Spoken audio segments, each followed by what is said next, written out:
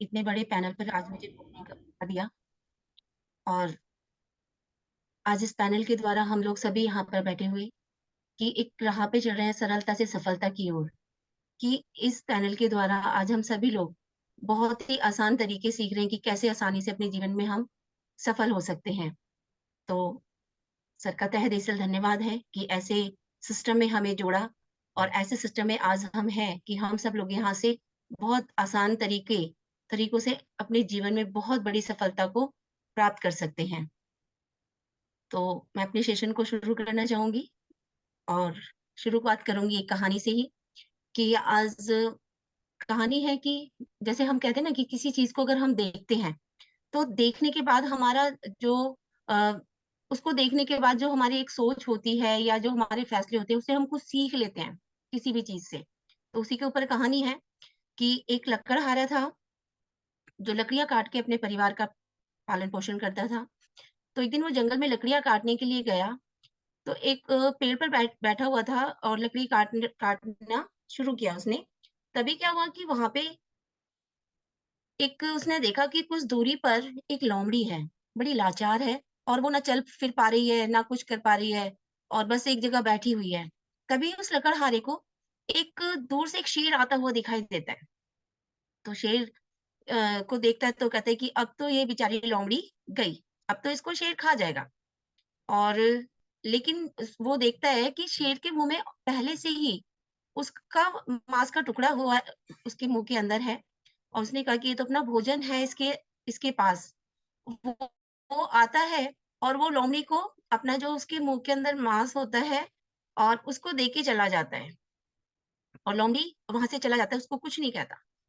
किसान बड़ा हैरान हो जाता है देखकर कि भई ऐसा कैसे हो गया कि शेर ने लोमड़ी को छोड़ दिया और बल्कि अपना जो भोजन था, उसको वो लोमड़ी को देके चला गया। वो बड़ा हैरान, बड़ी सोच में रहा और सोचते-सोचते वो अपने घर आ जाता है। फिर वो दूसरे दिन जब फिर दोबारा जाता है तो देखता है कि देखता हूँ कि आज वो लोमड़ी ज़िंदा है या नहीं या मर गई। जब वो दोबारा वहाँ पर पहुँचता है तो देखता है उस दिन कि वो लोमड़ी भी उस दिन भी वहाँ पर ही बैठी हुई है और बड़ी लाचार है, चल फिर नहीं पा रही है और बिल्कुल भी एक ही जगह बैठी हुई है। वो दूर से फिर वही देखता है कि शेर आता है और उसके मुँह में अपना भोजन होता है और वो अपना भोजन उस लोमड़ी को देके चला जाता है। तो लकड़हारा बड़ा हैरान हुआ कि एक शेर एक लोमड़ी को अपना भोजन देके जा रहा है। इसका मतलब ऊपर वाले की बड़ी कृपा है। ऊपर वाला सब पे बड़ा रहम करता है, बड़ी लाचार है, बेचारी कुछ नहीं कर पा रही है, चल फिर नहीं पा रही है, इसीलिए उसको एक ऐसा वो बना दिया, वो सबका पालन-पोषण करता है ऊपर वाला। और जितने भी लाचार व्यक्ति होते हैं, वो सबकी देखभाल करता है। और ये सोचकर वो आ जाता है, कहता है कि अब मैं भी ऐसे ही करूँगा कि ऊपर वाला तो सबका ध्यान रखता है, अगर मैं नहीं काम करूँगा तभी वो मुझे खाना-पानी तो देगा ही देगा। और ये सोचकर वो अगले दिन से काम पे जाना बंद कर देता है और एक जाकर एक जंगल में और बैठ जाता है जाप करने के लिए। मतलब एक समाधि सी ले लेता है और बैठ जाता है कि ईश्वर मेरे लिए खाना भी भेजेंगे, सब कुछ भेजेंगे। जो उस लोमड़ी के लिए भेज सकते हैं, तो मेरे लिए भी भेज सकते हैं। और बैठ जाता है आराम से और वो कई दिन हो गए उसको भूखे-प्यासे बैठे हुए और बिल्कुल भी वो देख रहा है कि कोई नहीं आ रहा है। मुझे मेरे पास तो कोई नहीं आया। 3-4 दिन हो गए बिल्कुल भूख-प्यास से तड़फने लगा, काफ़ी देर तक बैठा रहा, कह रहा कि अब मैं बर्दाश्त नहीं कर सकता, कि ऊपर वाला तो केवल लोमड़ी की ही मदद करी उसने, मेरी मदद तो कोई नहीं करी है। और ये जब काफ़ी परेशान हो गया, बिल्कुल दुबला-पतला सा हो गया, लग रहा है शरीर अब उसका बिल्कुल बेजान हो गया है, चल फिर भी नहीं पा रहा है। फिर उठ के वो सोचता है कि चल भई, मुझे लग रहा है कि शायद ईश्वर की कृपा मेरे ऊपर नहीं है। और जैसे ही वो जाने लग जाता है वहाँ से, तभी वहाँ पर एक उसे एक महात्मा आते हुए दिखाई देते हैं और महात्मा जाने लगता है, महात्मा कहते हैं कि अरे! बेटा तुम इतने दुबले-पतले और कैसे हो गए इस जंगल में क्या कर रहे हो? तो बोलता है कि मैं यहाँ पर अ, ईश्वर का भजन कर रहा था और मुझे लगा कि ईश्वर मेरे ऊपर भी कृपा बरसाएँगे और मैं भूखा-प्यासा हूँ। तो महात्मा ने कहा कोई बात नहीं बेटा आप बैठो आराम से और महात्मा ने उनको फिर वहाँ से अपनी झोली में से कुछ फल निकाले, पानी निकाला और उसको खिलाया। खिलाकर उसने पूरी बात सुनी फिर उसकी कि तुम इस समाधि को यहाँ पे लगाने कैसे आ गए? तो वहाँ उसने पूरी लकड़हारे ने पूरी कहानी सुनाई कि मैंने देखा जंगल में एक बेचार लाचार लोमड़ी की एक शेर मदद कर रहा है। तो मुझे लगा कि मेरी मदद भी ईश्वर ज़रूर करेगा जब उस लाचार की मदद कर रहा है। तो महात्मा ने कहा कि बिल्कुल सही बात है, लेकिन तुमने उस दृश्य को जो देखा तुमने, लेकिन उस दृश्य से तुमने सीख गलत ले ली बेटा। वो कह रहा सीख गलत ले ली, वो कैसे ले ली मैंने? कि तुमने वहां पे देखा कि एक शेर जो है उसकी मदद कर रहा है उसकी वहां पे, और तुमने अपना कामकाज छोड़ना बंद कर दिया, कामकाज ही तुमने बंद कर दिया। लेकिन सीख उससे यह थी कि हमें लाचारों की मदद करनी चाहिए, जो बिल्कुल बेजान हैं, जो अपनी मदद नहीं कर पा रहे हैं, ऐसे लोगों की हमें हेल्प करनी चाहिए। लेकिन तुमने उससे गलत ले लिया कि तुम खुद ही लाचार और एकदम मजबूर बन गए और जंगल में जाके बैठ गए। सीख तो वो सही सिखाना चाहता था। तो वैसे ही होता है कि जब हम किसी चीज को देखते हैं और सुनते हैं तो वहां से हम गलत सीख जाते हैं कि हम भाई ये काम करें या ना करें। तो वहां से भी उस लकड़हाने ने गलत सीख ले ली कि वो लोमड़ी बन गया, ना कि शेर बना। कि एक शेर जब अपने मुंह का निवाला उस लोमड़ी को देता है, तो उसे भी वही बनना था कि मैं दूसरे लोगों की लाचारों की मदद करूं।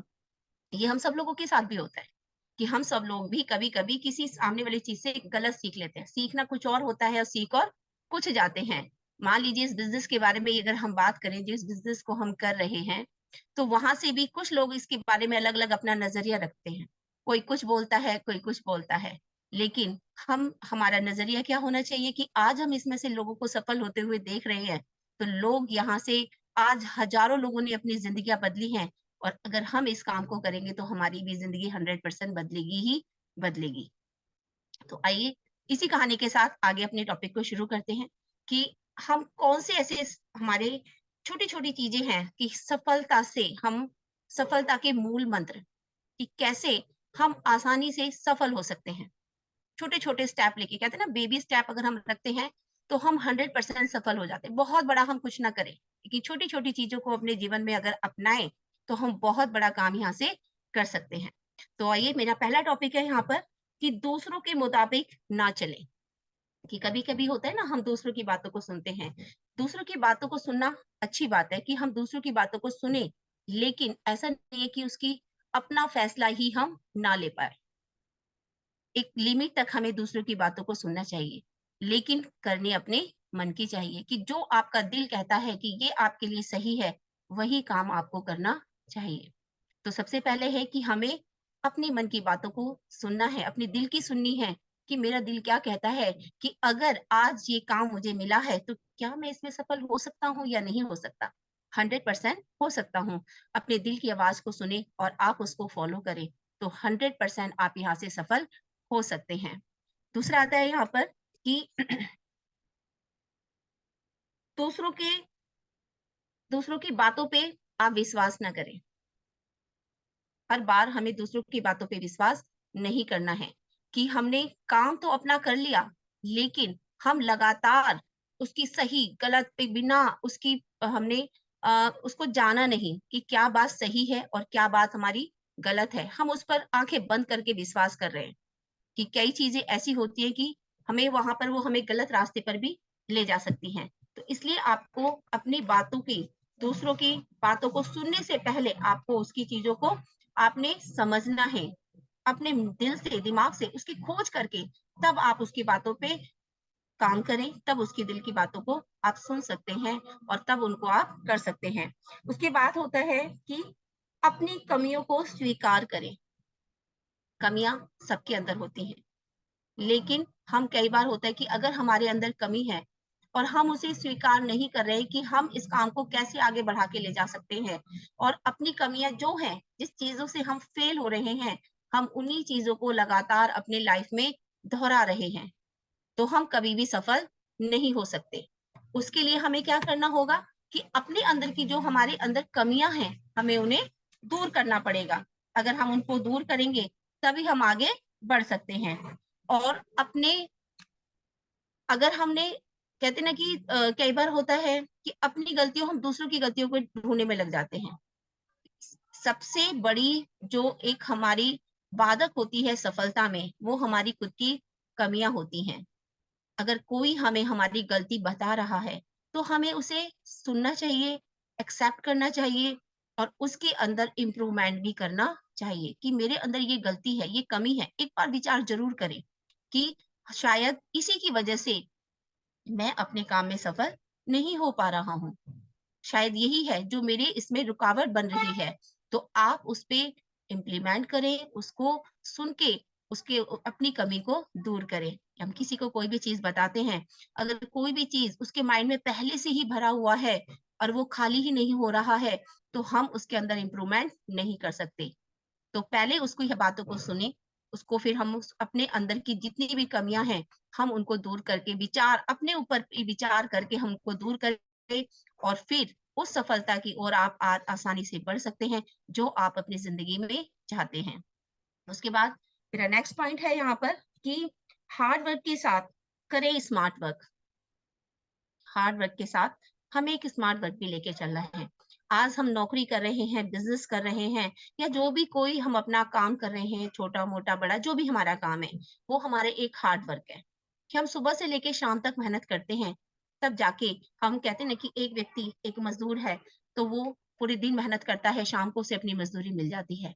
एक नौकरी वाला पूरे महीने जब वो वर्क करता है, तब जाके उसे कहीं एक दिन सैलरी मिलती है। और वैसे ही एक बड़े बिज़नेसमैन का भी होता है कि अगर वो लगातार एक काम करता है, तो उसे एक बड़ा अमाउंट मिलता है। तो यहाँ पर भी हमें क्या करना है कि अपने इसी काम के साथ-साथ हमें एक स्मार्ट वर्क को भी लेके चलना है। क्योंकि जाने-अनजाने में आज हमें एक स्मार्ट वर्क मिल चुका है। सोच के तो किसी ने नहीं किया, अनजाने में ही सबको मिला है। लेकिन इस बिज़नेस जो आज हम सब इस बिज़नेस को कर रहे हैं, ये हमारा स्मार्ट वर्क है कि अपने काम के साथ-साथ थोड़ा-थोड़ा, थोड़ा-थोड़ा समय हम इस बिज़नेस में दे रहे हैं, यहाँ पर, तो एक दिन उस चरम सीमा पर हमारा बिज़नेस पहुँचेगा और हमारी सफलता उस चरम सीमा तक पहुँच जाएगी, तो शायद जो कभी हमने सोचा भी नहीं होगा। इस स्मार्ट वर्क के द्वारा हम अपना जीवन तो बदलेंगे ही बदलेंगे, साथ में अपने बच्चों का, अपने परिवार का और अपने आस-पास का, अपनी सोसाइटी के जीवन को भी हम बदल सकते हैं। इतना एक पुण्य का काम है कि आज हम किसी को काम नहीं दे सकते। हमारे पास कोई काम नहीं है, हम खुद नौकरी कर रहे हैं। लेकिन इस बिज़नेस के द्वारा हम किसी के सपनों को पूरा करा सकते हैं। तो ये भी बड़ा एक पुण्य का काम है कि हम सोचते हैं कि हम क्या काम कर रहे हैं। कई बार होता है कि हम अपने काम को ही छोटा समझने लग जाते हैं कि हम क्या काम कर रहे हैं, लोगों को बताने का, पता नहीं मैं किसी को बताऊँ या मैं किसी को ना बताऊँ। तो दोस्तों, ये काम कोई छोटा नहीं है, ये एक बहुत बड़ा काम है कि हम किसी के घर में खुशियाँ पहुँचा रहे हैं। आज उसके घर में एक इनकम जा रही है, उसका जीवन धीरे-धीरे बदल रहा है।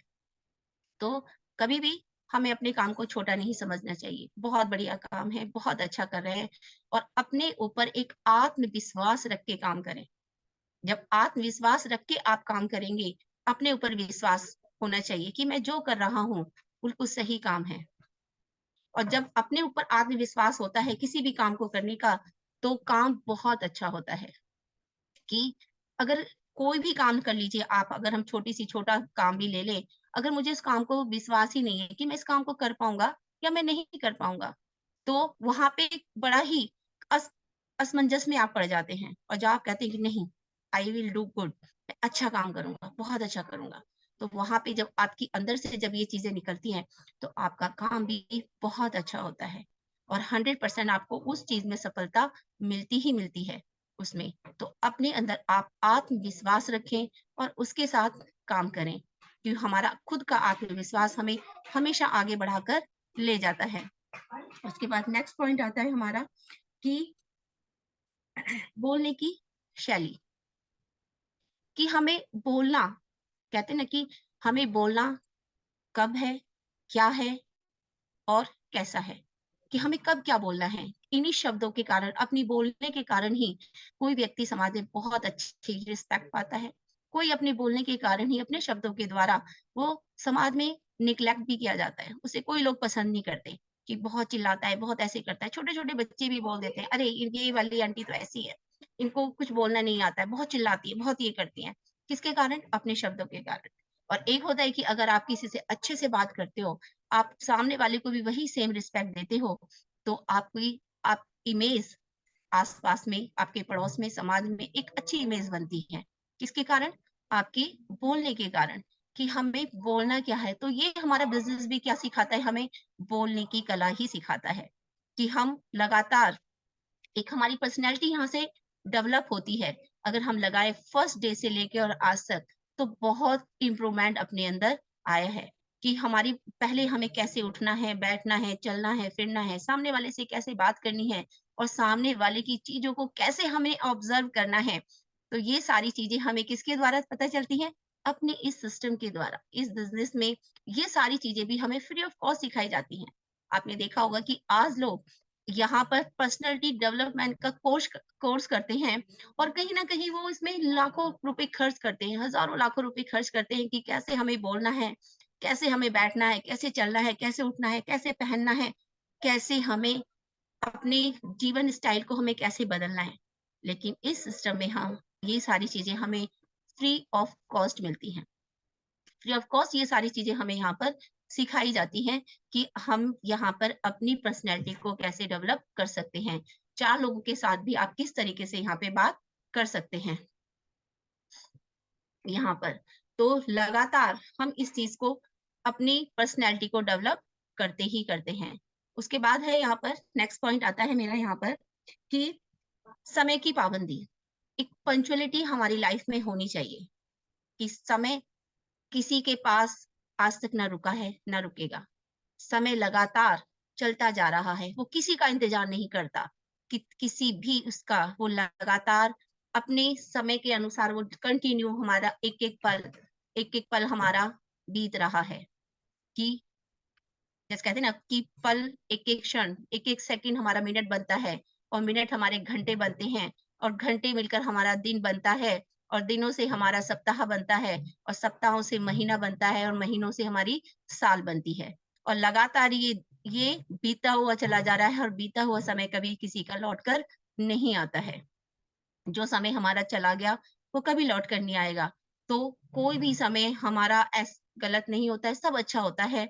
तो वहाँ पर अपने काम को हम आज ही, अभी, इसी समय हम उसको स्टार्ट करें। कभी जो समय बीत गया, जो आज हमने बिता दिया अपना, वो कभी लौट कर आने वाला नहीं है। वो फ्यूचर में हम कभी इस दिन को नहीं लेकर आ सकते हैं। तो समय के हम पाबंद बने और समय पे अपने कामों को करें, कि जो काम हमें करना है, तो उसको करें। कल पे ना टालें और ना ही उसका इंतज़ार करें कि सही समय आएगा, तब मैं इस काम को करूँगा। शायद मेरी लाइफ़ में आज ये समय नहीं है, मेरा समय खराब चल रहा है, मेरा समय अच्छा चल रहा है। समय खराब किसी का नहीं होता, अच्छा और बुरा हम उसको खुद बनाते हैं। नहीं तो समय तो सबका एक जैसा ही होता है। दिन-रात सबको समान मिलते हैं, सबके पास वो 24 घंटे हैं और अच्छा और बुरा हम उसको खुद बना देते हैं कि आज मेरी किस्मत खराब है। किस्मत खराब नहीं होती कि शायद हम अपने समय को का सदुपयोग ही नहीं कर रहे हैं। इसीलिए आज हमारा समय खराब चल रहा है। तो ये है कि अगर हम अच्छे काम करें, अच्छे लोगों के साथ मिलके करें और अच्छी सोच के साथ अगर आप काम करते हैं, तो समय आपका हमेशा साथ देगा और आप वहाँ पे सफलता को भी अपनी प्राप्त करेंगे ही करेंगे। ज़रूर आपको वो सफलता मिलेगी। समय पर सब कामों को अपना कंप्लीट करते चलें। आज मुझे जो काम किया है, आज ही मुझे उसे करना है, कल के ऊपर मुझे नहीं टालना है। अगर टाल-मटोल करेंगे, तो कभी अच्छा समय आपका नहीं आएगा और फिर आप समय के दौर में आप पीछे होते हुए चले जाएँगे। नेक्स्ट पॉइंट आता है मेरा यहाँ पर कि दूसरों की कमियाँ ना तलाशें, अपनी कमियों को हम ढूँढें कि मेरे अंदर ये कमी है, तो मैं अपनी कमी को दूर कर सकता हूँ।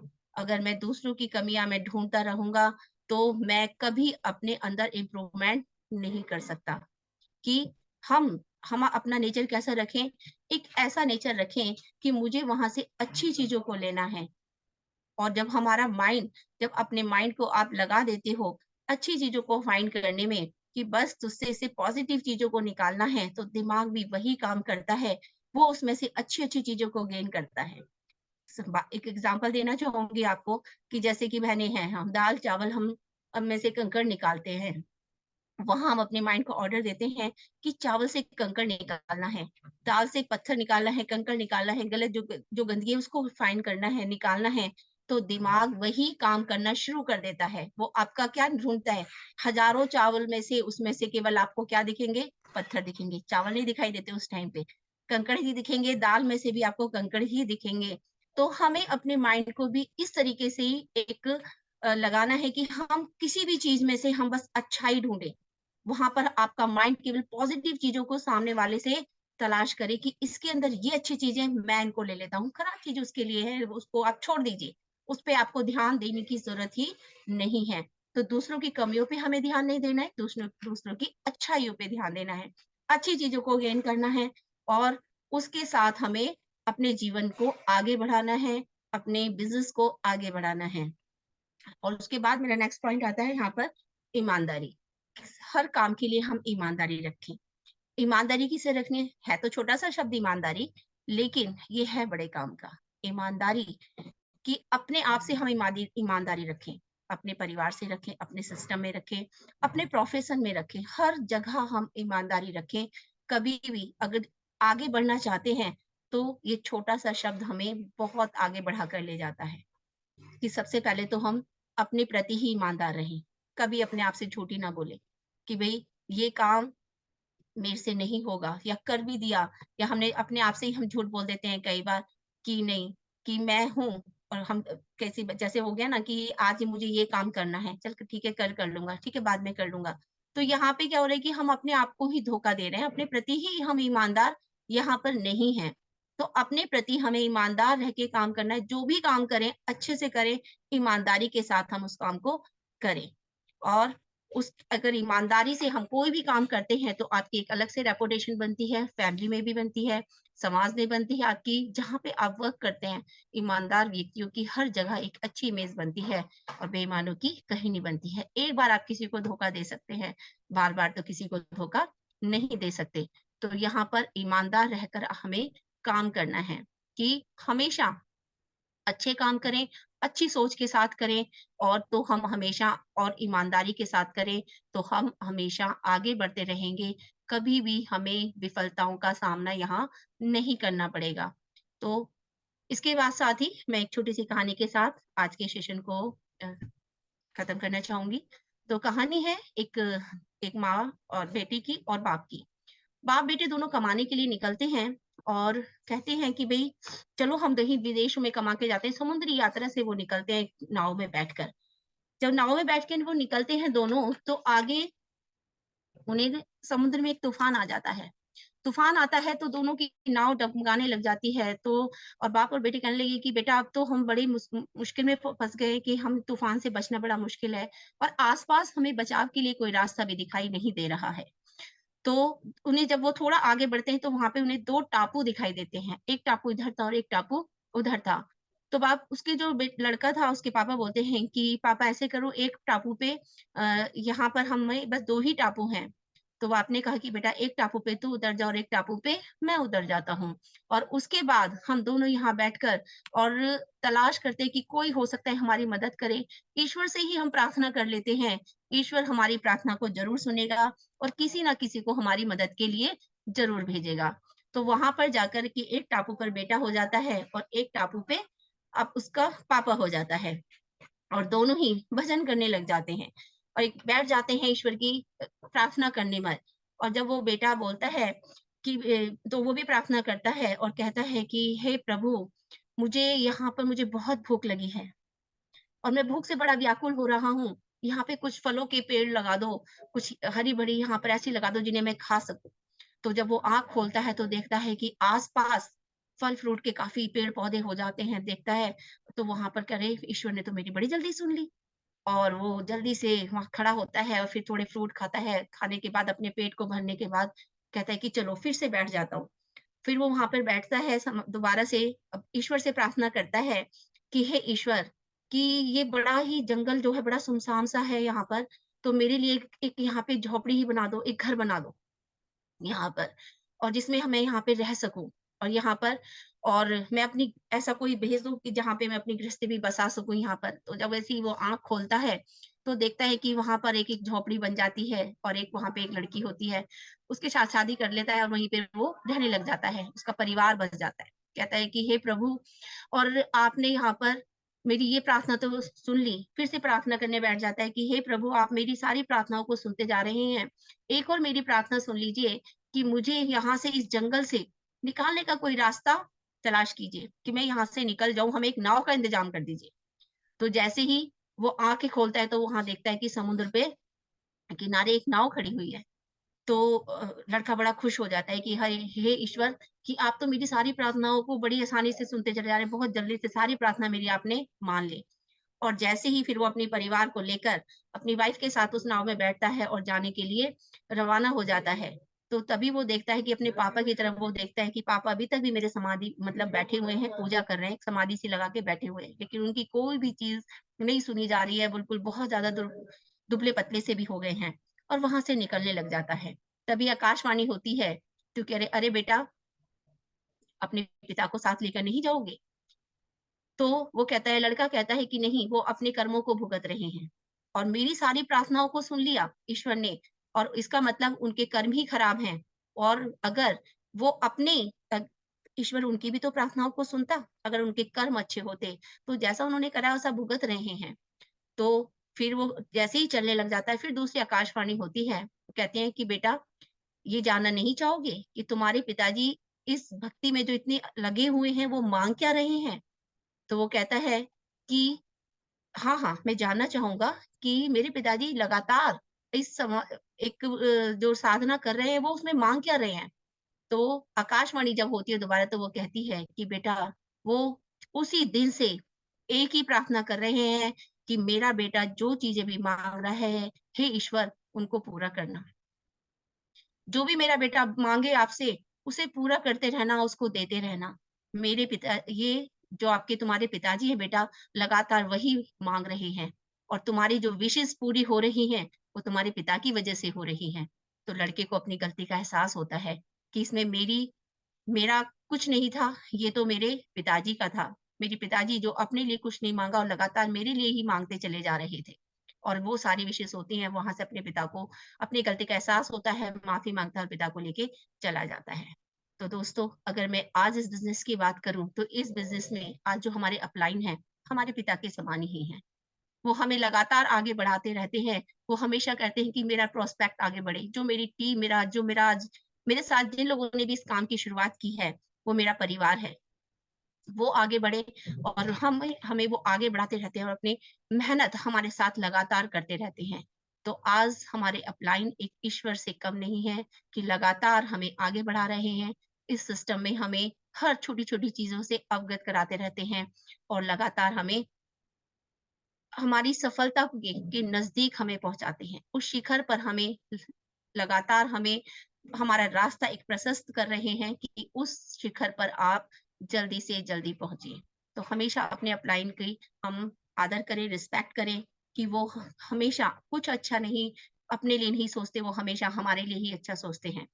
इसी के साथ मैं अपनी वाणी को विराम देना चाहूँगी और कहते हैं ना कि कर जाइए कुछ ऐसा कि दुनिया करना चाहे आपके जैसा। इसी के साथ नमस्कार सभी को मेरा। अच्छा लगा